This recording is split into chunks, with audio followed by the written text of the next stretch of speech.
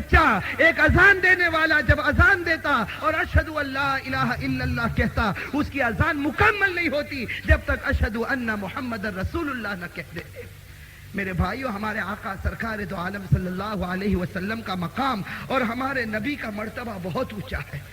اللہ تعالیٰ اس نبی کی قدر کرنے کی ہم سب کو توفیق نصیب فرمائے، اور اللہ تبارک و تعالیٰ اس نبی کے طریقے پر ہم سب کو چلنے کی توفیق نصیب فرمائے۔ اور میرے بھائیو، ایک اللہ تبارک و تعالیٰ سے دعا کرے کہ اللہ اس نبی کی محبت ہم سب کے دلوں کے اندر اتار دے۔ میرے بھائیو، ایک روایت میں آپ کو بتاؤں جس سے معلوم ہوگا کہ محبت کسے کہتے ہیں۔ ایک کافی لمبی چوڑی روایت ہے۔ حضرت عبداللہ ابن عباس رضی اللہ تعالیٰ عنہما فرماتے ہیں اس پوری روایت کو۔ حضرت عبداللہ ابن عباس رضی اللہ تعالی عنہما فرماتے ہیں کہ ملک شام کے اندر ایک یہودی تھا۔ ملک شام کے اندر ایک یہودی تھا، اور اس یہودی کی عادت تھی کہ ہفتے کے ایک دن یعنی سنیچر کے دن، اس لیے کہ سنیچر کا دن یہودیوں کے یہاں مقدس دن ہے جیسے ہمارے یہاں جمعہ کا دن۔ حضرت عبداللہ ابن عباس رضی اللہ تعالی عنہما فرماتے ہیں کہ ملک شام کے اندر ایک یہودی تھا، اور جب سنیچر کا دن آتا تو وہ نہا لیتا، اپنے کپڑے بدل لیتا، اور اس کے بعد تورات کو کھول کر پڑھنا شروع کرتا تھا۔ میرے بھائیو، دیکھیں ہمارے نبی کی محبت کسے کہتے ہیں کہ وہ یہودی سنیچر کے دن نہاتا تھا، اپنے کپڑے کو بدلتا تھا، اور اس کے بعد تورات کو پڑھنا شروع کرتا تھا۔ اب ایک مرتبہ ایسا ہوا کہ سنیچر کا دن آیا، اس یہودی نے اپنے کپڑے کو بدلا، نہا دھو لیا، اس کے بعد اس نے تورات کو اٹھایا اور تورات کو پڑھنا شروع کیا۔ لکھا ہے کتابوں کے اندر کہ جب تورات کو پڑھنا شروع کیا، اس نے ہمارے نبی کے نام کو اس کتاب کے اندر 4 جگہ پر دیکھا۔ 4 جگہ اس نے دیکھا کہ ہمارے نبی سرکار دو عالم صلی اللہ علیہ وسلم کا نام ہے۔ روایت کے اندر ہے فَقَطَعَهَا وَحَرَّكَهَا۔ اب اس یہودی کو بڑا غصہ آیا کہ میں تو اس تورات کو پڑھتا ہوں، اور یہ تورات موسیٰ علیہ السلام پر اتری ہے، اس میں اس نبی کا نام کہاں سے آ گیا؟ اس یہودی کو بڑا غصہ آیا۔ فَقَطَعَهَا، اس نے ہمارے نبی کے 4 ناموں کو کاٹ دیا، وَحَرَّكَهَا، اور اس کو آگ میں جلا دیا۔ ہمارے نبی کے نام کو کاٹا، آگ میں جلایا، اور تورات کو بند کر دیا، اور اس کے بعد اپنے کام میں مشغول ہو گیا۔ ٹھیک دوسرے ہفتے میں جب سنیچر کا دن آتا، واپس غسل کرتا، کپڑے بدلتا، اور اس کے بعد تورات کو لے کر کھولتا ہے۔ روایت میں ہے کہ تورات کو جیسے کھولتا ہے فَوَجَدَ فِي 8 مواضع، وہ ہمارے نبی کا نام 8 جگہ پر پاتا ہے۔ جہاں تورات کو کھولتا نظر پڑتی ہے تو ہمارے نبی کا نام 8 جگہ پر ہے۔ بس پھر غصہ آتا ہے فَقَطَعَهَا وَحَرَّكَهَا، وہ 8 جگہ سے ہمارے نبی کے نام کو کاٹتا ہے اور اس کو آگ میں جلا دیتا ہے، اور پھر اپنے کام میں مشغول ہو جاتا۔ روایت میں لکھا ہے کہ جب تیسرا سنیچر آتا ہے، اور اسی طریقے سے وہ نہا دھو کر کپڑے بدل کر جب تورات کو کھولتا ہے، بس تورات کو کھولنا ہوتا ہے کہ ہمارے نبی کا نام ایک ہی جگہ 12 جگہ لکھا ہوا ہے۔ 12 مقام ایسے ہیں جہاں ہمارے نبی سرکار دو عالم صلی اللہ علیہ وسلم کا نام لکھا ہوا ہے۔ روایت کے اندر ہے کہ اب وہ دل میں تھوڑی دیر کے لیے سوچتا ہے کہ 4 نام تھے، اس کو میں نے کاٹ دیا، اس کی جگہ اللہ تعالیٰ نے 8 نام لکھے، 8 نام کو میں نے کاٹا، اللہ تعالیٰ نے 12 نام لکھے۔ اب وہ سوچنے لگا کہ اگر اس نبی کے نام کو اب کاٹ دوں گا، کہیں ایسا نہ ہو کہ یہ پوری تورات اس نبی کے نام پر ہو جائے، کہیں ایسا نہ ہو کہ اس تورات میں اگر کوئی چیز نظر آئے تو صرف نبی کا نام نظر آئے۔ بس یہ سوچتا ہے، اور اس کے دل میں ہمارے نبی کی محبت اترتی جاتی ہے۔ اب اس کے دل میں ہمارے نبی کی محبت اترتی جاتی ہے، اور دھیرے دھیرے اس کے دل میں خیال آتا ہے کہ اس نبی سے ملاقات کرنا چاہیے کہ جس کے نام کو کاٹتا ہوں اللہ تعالیٰ اس کے نام کو 8 جگہ لاتا، 8 جگہ سے کاٹتا ہوں اللہ تعالیٰ اس کے نام کو 12 جگہ لاتا۔ یقیناً یہ نبی خدا کو بڑا پیارا ہے، اور جو نبی خدا کو پیارا ہوگا اس سے محبت کرنا ہمارا بھی فرض بن جاتا ہے۔ بس وہ یہودی کے دل میں خیال آتا ہے کہ اس نبی سے مجھے محبت کرنا چاہیے، اس نبی سے مجھے ملنا چاہیے۔ بس وہ تورات کو بند کرتا ہے، بڑے احترام سے رکھ دیتا ہے، اور اس کے بعد اپنے گھر سے باہر نکل جاتا اور لوگوں سے پتہ پوچھتا ہے این محمد این محمد، لوگوں سے پتہ پوچھتا ہے کہ ارے مجھے محمد کا پتہ بتاؤ، ارے مجھے بتاؤ کہ محمد سے ملاقات کہاں ہوگی۔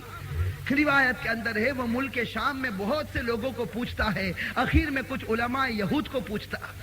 یہودیوں کے کچھ علماء تھے، ان سے جا کر پوچھتا ہے کہ اینا محمد، یہ محمد کہاں ہے اور یہ کون ہے؟ تو وہ یہودی علماء جو ہمارے نبی سے حسد رکھتے تھے، ہمارے نبی سے عداوت رکھتے تھے، وہ کہنے لگتے ہیں کذابن، ارے تو جس کا نام لیتا ہے وہ تو بڑا جھوٹا ہے، نعوذ باللہ۔ وہ علماء کہتے کذابن، تو جس نبی کا نام لیتا وہ بڑا جھوٹا ہے، خیر لک اللہ تراہ ولا یراک، اچھا ہے کہ تو اس کو کبھی نہ دیکھے اور وہ نبی تجھے کبھی نہ دیکھے۔ روایت میں ہے کہ وہ علماء یہ جواب دیتے ہیں تو اس یہودی کے دماغ میں خیال آتا ہے کہ یہ سارے علماء جھوٹے ہو سکتے ہیں، اس لیے کہ میں نے تو اس نبی کو اس طرح پایا ہے کہ معلوم ہوتا ہے کہ خدا کو اس سے بڑا پیار ہے۔ روایت کے اندر آتا کہ وہ یہودی سارے علماء کی باتوں کو ٹھکرا دیتا اور ارادہ کرتا ہے کہ اب مجھے مدینہ چلنا ہے۔ اب وہ ملک شام سے یہودی اپنے اونٹ کے اوپر سوار ہوتا،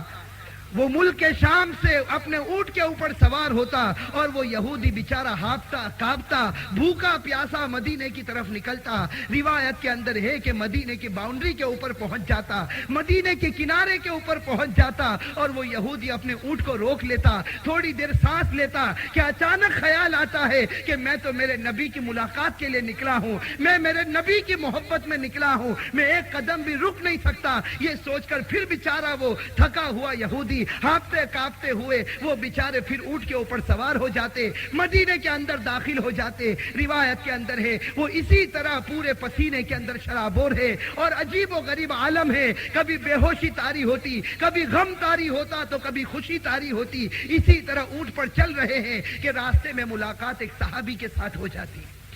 اچانک ان کی نظر پڑتی ہے کہ ایک صحابی آ رہے جن کا نام حضرت سلمان فارسی رضی اللہ تعالی عنہ ہے۔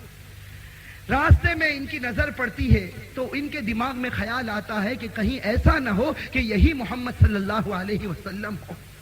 ان کے دل میں خیال آتا اس لیے کہ یہ تو پہلی مرتبہ مدینہ آئے، یہ کسی کو نہ جانتے تھے نہ کسی کو پہچانتے تھے۔ حضرت سلمان بڑے خوبصورت تھے، آ رہے تھے۔ حضرت سلمان کو دیکھ کر ان کو خیال آیا کہ کہیں ایسا نہ ہو کہ یہی محمد مجتبی ہے جس کی تلاش کے اندر میں نکلا ہوں۔ بس جہاں حضرت سلمان کو دیکھتے ہیں اپنے اونٹ پر سے کود پڑتے ہیں اور حضرت سلمان کے قریب چلے جاتے، ان کے دونوں ہاتھوں کو لے کر بوسہ دینے لگتے اور کہنے لگتے اے محمد میں تیری ملاقات کے لیے آیا ہوں، اے محمد میں تیری ملاقات کے لیے آیا ہوں اور صرف تیری محبت میں تیرے پاس آیا ہوں۔ اے محمد تو جس کا حکم دے گا اس کو کرنے کے لیے تیار، جس سے تو روک دے گا اس سے میں رکنے کے لیے تیار۔ اے محمد تو میرا نبی ہے، میں تیری ملاقات کے لیے آیا۔ روایت میں ہے کہ حضرت سلمان تھوڑے سے ہٹ جاتے ہیں اور بڑے بے چین ہو جاتے ہیں کہ یہ آدمی حضور صلی اللہ علیہ وسلم کی محبت میں آیا ہے، یہ نبی کی محبت میں آیا ہے اور حضرت سلمان جانتے ہیں کہ ہمارے نبی کو انتقال ہوئے 3 دن ہو چکے ہیں، ہمارے نبی کی وفات ہوئی اور 3 دن ہو چکے، لیکن حضرت سلمان سوچتے ہیں میں کیا کروں؟ اگر میں اس کو کہوں گا کہ تیرے نبی جس کو تو ڈھونڈنے کے لیے آیا، جس کے لیے تو بھوکا پیاسا رہا، جس کے لیے تو نے اتنا بڑا سفر کیا، اگر میں اس کو کہوں گا کہ تیرے نبی کا انتقال ہو گیا، کہیں ایسا نہ ہو کہ اس کا بھی انتقال ہو جائے۔ حضرت سلمان بڑے پریشان ہیں کہ میں اس کو کیا جواب دوں۔ حضرت سلمان کہنے لگتے ہیں کہ دیکھ اے شخص تو نے مجھے غلط سمجھا، میں محمد نہیں، میں نبی نہیں، میں تو اس محمد کا ادنا غلام ہوں، میں اس نبی کا خادم ہوں۔ تو وہ پوچھتا ہے این محمد، کہ ارے مجھے محمد کا پتہ بتا دے۔ حضرت سلمان فارسی فرماتے ہیں کہ میری سمجھ میں کچھ نہیں آیا کہ میں اس کو کیا کہوں۔ اخیر میں نے مسجد نبوی کی طرف اشارہ کر دیا اور میں نے کہا کہ تو وہیں چلا جا، تجھے محمد کا پتہ مل جائے گا۔ حضرت سلمان فارسی فرماتے ہیں کہ میں ہٹ گیا اور وہ یہودی اپنے اونٹ کے اوپر سوار ہوا اور بڑی تیزی کے ساتھ اس نے اونٹ کو دوڑایا۔ حضرت سلمان فرماتے اس کی محبت دیکھ کر میرا دل بھر آیا، میں بھی اس کے پیچھے پیچھے چلنے لگا، یہاں تک کہ وہ یہودی مسجد نبوی کے دروازے پر پہنچ چکا۔ جب وہ یہودی مسجد نبوی کے دروازے پر پہنچا، حضرت سلمان فارسی فرماتے میں پیچھے ایک دروازے کے کنارے پر کھڑا ہو گیا تاکہ اس یہودی کی نظر میرے اوپر نہ پڑے۔ حضرت سلمان فارسی فرماتے میرا دل دکھ رہا تھا، میں اندر سے غمگین ہو رہا تھا کہ ابھی اس یہودی کو خبر مل جائے گی کہ جس نبی کو تو ملنے آیا وہ نبی تو دنیا سے جا چکا ہے۔ حضرت سلمان پریشان ہیں، فرماتے ہیں کہ وہ یہودی اندر داخل ہوتا ہے اور مسجد نبوی میں داخل ہو کر ایک اعلان کرتا ہے، جیسا کوئی دیوانہ اعلان کرتا ہو، جیسا کوئی پاگل آدمی اعلان کرتا ہو، جیسا کوئی مجنون آدمی اعلان کرتا ہو، وہ اندر آ کر اعلان کرتا، این محمد نحبہ، کہاں ہے محمد جس سے میں محبت کرتا ہوں، کہاں ہے محمد جس کی میں ملاقات کے لیے آیا ہوں، کہاں ہے محمد جس کے واسطے میں نے اپنے پیٹ پر پتھر باندھا ہے۔ روایت کے اندر ہے کہ پوری مسجد میں صحابہ بیٹھے ہیں، یہ آواز سنتے ہیں کہ سارے صحابہ رونا شروع کر دیتے ہیں، سارے صحابہ رونا شروع کرتے، کوئی جواب نہیں دیتا۔ حضرت علی کھڑے ہو جاتے، حضرت علی رضی اللہ تعالیٰ عنہ مسجد نبوی میں موجود ہوتے، کھڑے ہو جاتے، اس مسافر کے، اس یہودی کے ہاتھ کو پکڑ کر اس کو بٹھاتے، اس کو تسلی دیتے اور اس کے بعد کہتے ہیں کہ ایک غم کی بات تجھے بتا دوں جس کی وجہ سے میں بھی روتا ہوں، یہ مدینے میں صحابہ بھی روتے ہیں اور سلمان فارسی بھی روتے ہیں۔ ایک غم کی بات بتا دوں کہ جس نبی کے واسطے تو یہاں آیا، جس نبی کے واسطے تو نے اپنے پیٹ پر پتھر باندھے، جس نبی کے واسطے تو بھوکا پیاسا رہا، 3 دن ہو گئے، اس نبی، وہ نبی خدا کو پیارا ہو چکا، اس نبی کا انتقال ہو چکا۔ روایت کے اندر ہے حضرت علی نے جملے کہے اور یہودی مچھلی کی طرح تڑپنے لگا، وہ یہودی مچھلی کی طرح تڑپنے لگا اور کہنے لگا، اے خدا، یہ جملہ کہا، اے خدا، ایسا لگتا ہے تجھ کو مجھ سے پیار نہیں کہ تو نے اپنے محبوب نبی کا دیدار مجھ سے چھین لیا، تو نے اپنے محبوب نبی کا دیدار مجھ سے چھین لیا۔ روایت کے اندر ہے کہ اس یہودی نے پھر عجیب و غریب سوال پوچھا، حضرت علی سے پوچھا کہ علی، اگر تم مجھے نبی نہیں بتا سکتے، تم مجھے نبی کا دیدار نہیں کرا سکتے، لیکن میرے نبی نے کوئی کپڑا تو چھوڑا ہوگا، اگر وہ کپڑا تمہارے پاس ہو تو وہ کپڑا میرے پاس لے کر آ جاؤ۔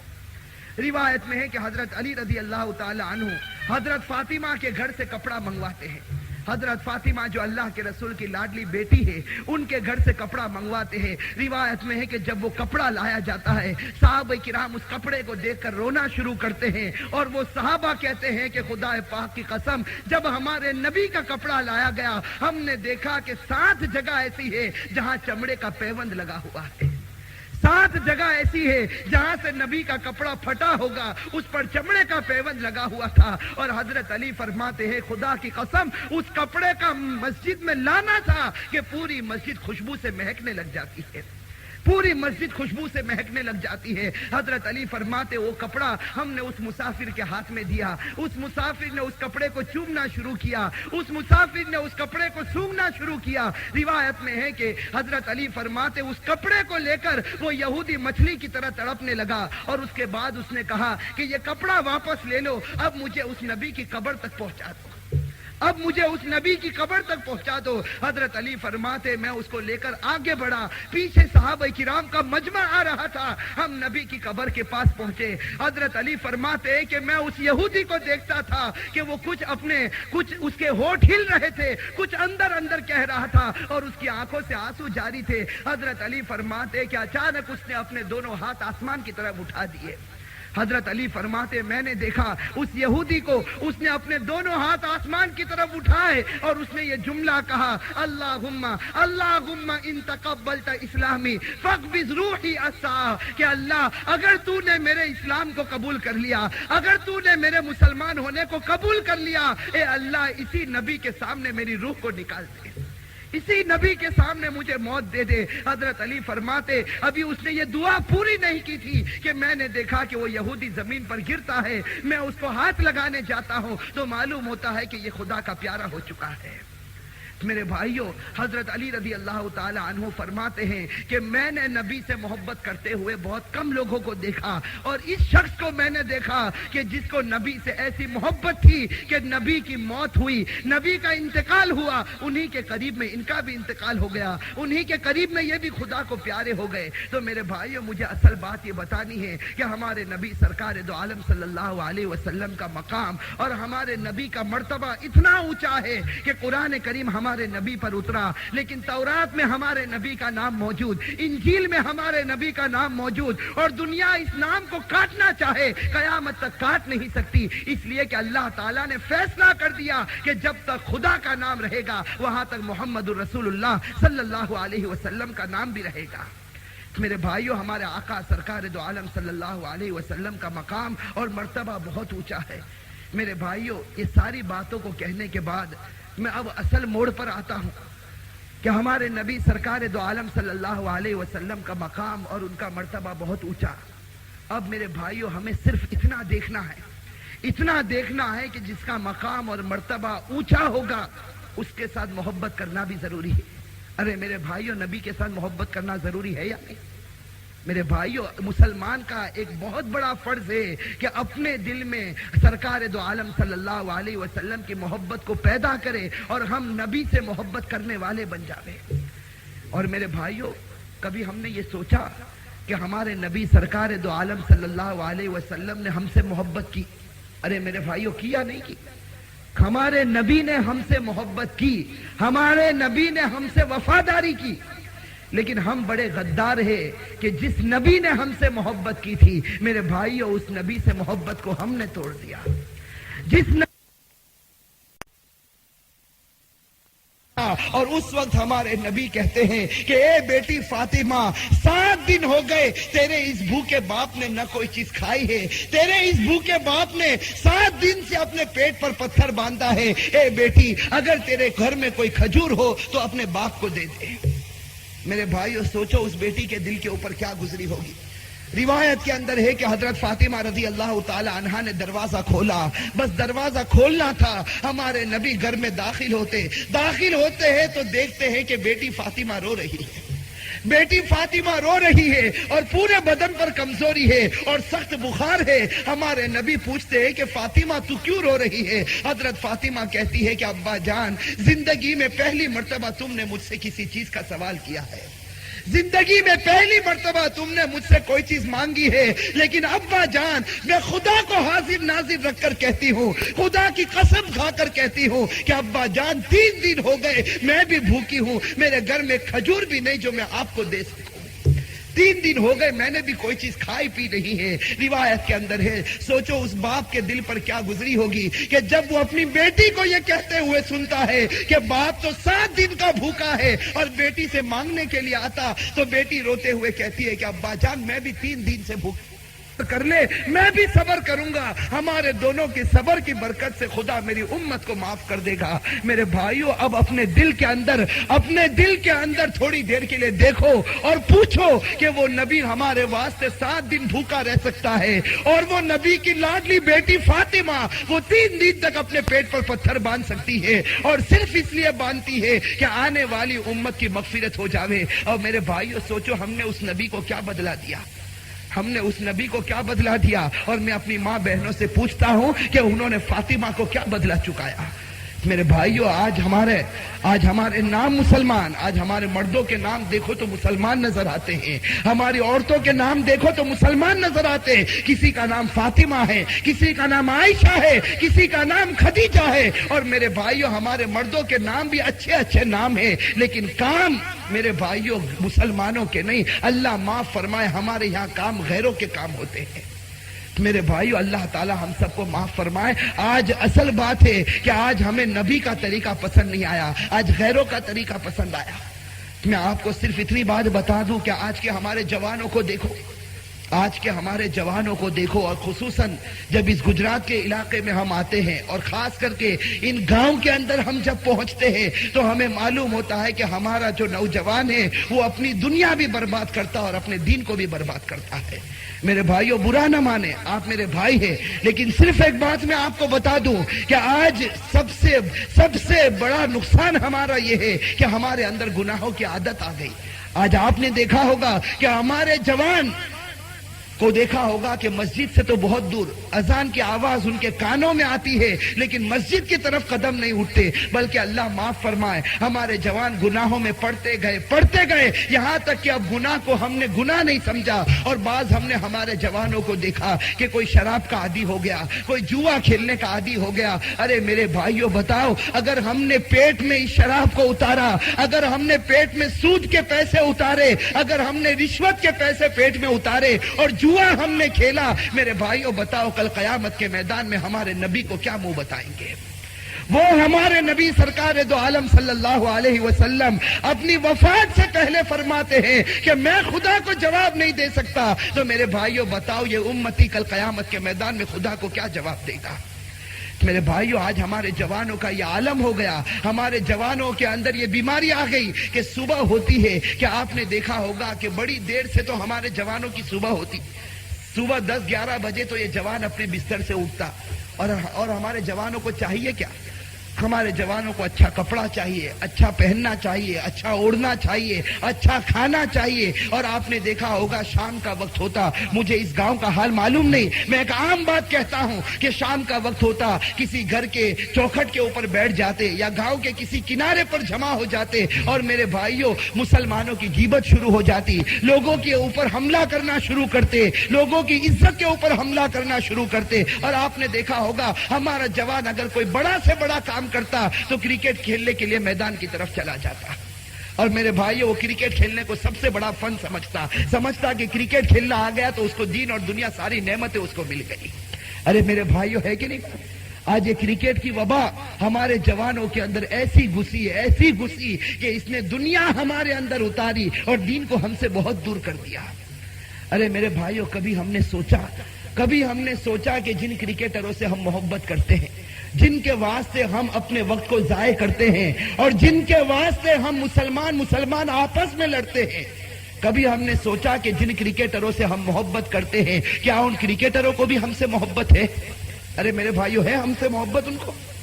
ہمارے یہاں ماشاءاللہ بہت سے بھائی ہیں جو کرکٹ کھیلتے ہوں گے, میں ان سے سوال پوچھتا ہوں, اور جب کہیں گلی کے کنارے جمع ہو جاتے تو کچھ ہمارے بھائی پاکستانی بن جاتے, کچھ انڈین بن جاتے, اور آپس میں پھر بحث و مباحثہ ہوتا کہ پاکستان کی ٹیم اچھی ہے یا انڈین کی ٹیم اچھی ہے. میرے بھائیو یہ ساری باتیں ایک طرف رہنے دو, صرف اتنا بتاؤ کہ جن کرکٹروں سے ہم نے محبت کی ہے کیا ان کو ہم سے محبت ہے؟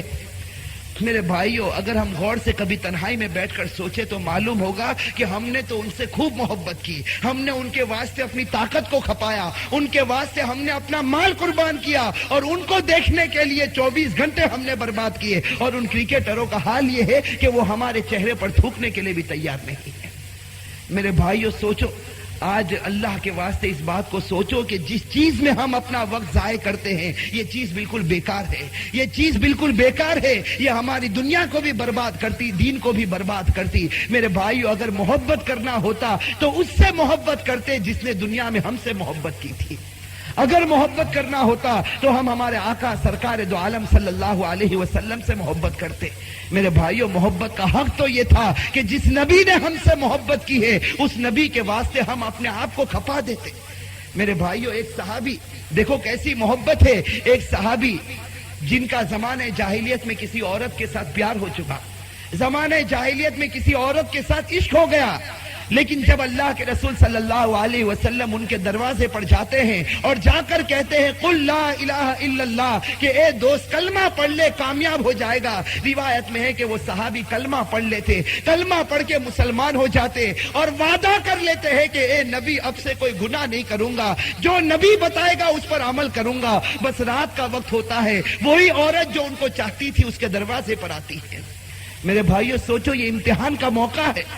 وہی عورت جو زمانے جاہلیت میں ان کے ساتھ رہتی تھی وہ عورت ان کے دروازے پر آتی ہے. روایت میں ہے کہ وہ صحابی دروازہ کھولتے ہیں, جب اس عورت پر نگاہ پڑتی ہے اپنے دونوں ہاتھوں سے اپنی آنکھ کو بند کر لیتے ہیں, اپنے دونوں ہاتھوں سے اپنی آنکھ کو بند کر لیتے ہیں اور اس عورت کو کہتے ہیں کہ تو سامنے سے چلی جا. تو وہ عورت کہتی ہے کہ ارے تم نے مجھے پہچانا نہیں, تم نے مجھے پہچانا نہیں, میں وہی عورت ہوں جس کے واسطے تم انتظار کرتے تھے, جس کے واسطے تم تڑپا کرتے تھے, جس کے واسطے تم محبت کے دعوے کرتے تھے, میں وہی عورت ہوں اور آج تم میرا چہرہ دیکھنے کے لیے بھی تیار نہیں. تو وہ صحابی بڑا پیارا جواب دیتے ہیں کہ تو میرے سامنے سے چلی جا, اس لیے کہ نبی کا چہرہ دیکھنے کے بعد اب تیرا چہرہ میں دیکھ نہیں سکتا. نبی پر ایمان لانے کے بعد اب میرے اندر گناہ کرنے کی طاقت باقی نہیں رہی. میرے بھائیو ایک بات بتا دوں, ہم لوگوں کو بہت غلط فہمی ہو جاتی, ہم سمجھ لیتے ہیں کہ کوئی بڑی رات آ گئی, ہم جاگ لیتے ہیں, تہجد پڑھ لیتے ہیں, اشراق اور چاش پڑھ لیتے ہیں, اوابین کی نمازیں پڑھ لیتے ہیں, ہم سمجھتے ہیں کہ ہم خدا والے ہو گئے. میرے بھائیو قرآن کریم کو اٹھا کر دیکھو, احادیث نبویہ کو اٹھا کر دیکھو, یقیناً تہجد پڑھنے کا بہت بڑا ثواب, اشراق اور چاش پڑھنے کا بہت بڑا ثواب, اوابین پڑھنے کا بہت بڑا ثواب ہوگا. لیکن میرے بھائیو سب سے بڑا ثواب یہ ہے کہ آدمی کے اندر گناہ کی طاقت ہو اور گناہ کرنا چھوڑ دیتے. سب سے بڑا ثواب یہ ہے کہ ایک مرتبہ گناہ کرنے کی طاقت ہے کہ آدمی ساری اوابین اور چاشت اور اشراق اور نوافل کو ایک طرف رکھے. سب سے بڑا آدمی وہ ہے کہ جو گناہوں کو چھوڑ دے. قرآن کریم میں اللہ تبارک و تعالیٰ نے فرمایا وَذَرُوا ظَاهِرَ الْإِثْمِ وَبَاطِنَهُ کہ اے لوگو ظاہری گناہ کو چھوڑ دو, اے لوگو دل کے گناہوں کو چھوڑ دو. تو میں میرے جوانوں سے کہتا ہوں, میرے بھائیوں, آج اس بات کا ارادہ کرو کہ اللہ ہم سے گناہ چھڑا دے. اللہ تبارک و تعالیٰ ہم سب سے گناہ چھڑا دے. اس لیے کہ آج میرے بھائیوں سر کے بال سے لے کر پاؤں کے ناخن تک ہم اپنے آپ کو دیکھیں اور تھوڑی دیر کے لیے سوچیں کہ میرے اندر میرے نبی کا طریقہ موجود ہے یا غیروں کا طریقہ موجود ہے. میرے بھائیوں ہم سب اپنا امتحان خود لے سکتے ہیں کہ میرے اندر میرے نبی کا طریقہ موجود ہے یا غیروں کا طریقہ موجود ہے. میرے بھائیوں اگر نبی کا طریقہ موجود ہے تب تو کامیاب ہو گیا, لیکن اگر اللہ نہ کرے غیروں کا طریقہ موجود ہے, اللہ ہم سب کو معاف فرمائے. اگر غیروں کا طریقہ موجود ہے, سرکار دو عالم صلی اللہ علیہ وسلم نے فرمایا المرء مع من احب یوم القیامہ, آدمی قیامت کے میدان میں اس کے ساتھ کھڑا ہوگا جس کے ساتھ دنیا میں محبت کی ہوگی. میرے بھائیوں اگر یہودیوں کے طریقے سے ہمیں پیار ہے, عیسائیوں کے طریقے سے ہمیں اگر محبت ہے, تو کہیں ایسا نہ ہو میرے بھائیوں کل قیامت کے میدان میں ان یہودی اور عیسائیوں کے ساتھ ہمیں کھڑا ہونا پڑے. میرے بھائیوں اللہ تبارک و تعالی ہم سب کو معاف فرمائے. اور میرے بھائیوں ایک بات میں آپ سے پوچھوں